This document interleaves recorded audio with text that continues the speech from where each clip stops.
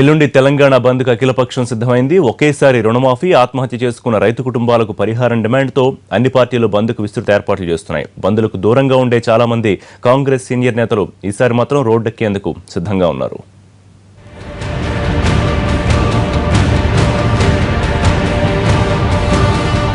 TRS సర్కార్పై విపక్షాలు సమరశంఖం పూరించాయి. ఒకే దఫా రుణమాఫీ, బలవన్మరణాలకు పాల్పడిన కుటుంబాలకు పరిహారం విషయంలో ప్రభుత్వం తమ డిమాండ్ను ఏమాత్రం పట్టించుకోవడం లేదంటూ బంద్కు సిద్ధమవుతున్నాయి.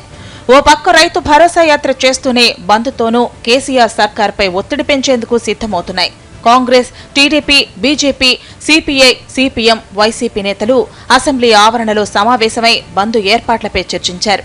ఈ ప్రభుత్వం పదే పదే ధనిక రాష్ట్రం అంటున్నారు, రెవెన్యూ సర్ప్లస్ అంటున్నారు, 91,000 కోట్ల రూపాయలు విద్యుత్ మీద ఖర్చు పెడతా ఉంటున్నారు, 30,000 కోట్లు వాటర్ గ్రిడ్ మీద ఖర్చు పెడతా ఉంటున్నారు. ఏటా 25,000 కోట్లతో 3 ఏళ్లలో 75,000 కోట్లు ఇరిగేషన్ మీద ఖర్చు పెడతా ఉంటున్నారు. ఇన్ని లక్షల కోట్ల ప్రతిపాదనలు మీరు ముందుకు పెడుతూ రైతులను ఆదుకోవడానికి 8,500 కోట్ల రుణమాఫీ ఎందుకు చేయడం లేదు? ఇది చేయాల్సిందే, ఏకకాలంలో రుణమాఫీ చేయాల్సిందనే డిమాండ్తో 10వ తారీఖు కాంగ్రెస్ పార్టీ తెలంగాణ రాష్ట్ర బంద్కి పిలుపునిస్తుంది, అన్ని పక్షాలతో సహా. ఈనాడు మేమందరం కూడా ప్రధానంగా ఆలోచించి తప్పనిసరి పరిస్థితులలో కేసీఆర్ ప్రభుత్వం రైతాంగ రుణ విముక్తి ఏకకాలంలో చేయాలి, రైతుల ప్రైవేట్ అప్పుల మీద మారిటోరియం విధించాలి, కరువు జిల్లాలు మండలాలు ప్రకటించాలి అనేటువంటి ప్రధానమైన డిమాండ్తో అన్ని పక్షాల వల్ల ప్రజాక్షేత్రంలోకి పోతున్నాం.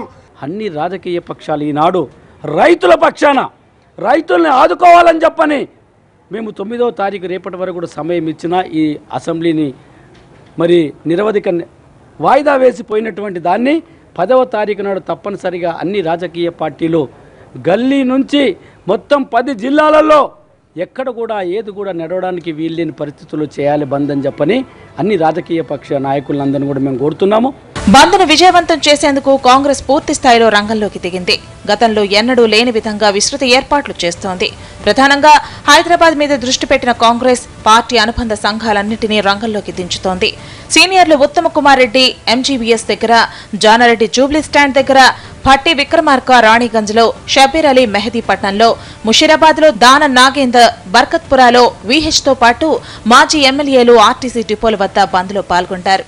ఇక్కడ హైదరాబాద్ సిటీలో ఉన్నటువంటి అందరు బిజినెస్ మ్యాన్స్ కూడా మీరు దయచేసి రేపు బంద్ 10వ తేదీ నాడు బంద్లో మీరు పార్టిసిపేట్ చేయాలని, ఈ బంద్ని సక్సెస్ఫుల్ చేయడానికి మీరు సహకరించాలని, ఈరోజు రైతుల పట్ల ఈ పార్టీ కాంగ్రెస్ పార్టీ తీసుకున్నటువంటి నిర్ణయానికి మీరు కూడా సహకరించాలనేదే మా మనవి. బంద్కు సన్నాహకంగా హైదరాబాద్ లో శాంతి ర్యాలీ తీయబోతోంది కాంగ్రెస్. చార్మినార్ నుంచి సికింద్రాబాద్ వరకు జరిగే ఈ ర్యాలీకి ప్రజలు సహకరించాలని, రైతుల కోసం చేస్తున్న బంద్కు అన్ని వర్గాలు మద్దతు ఇవ్వాలని కోరింది.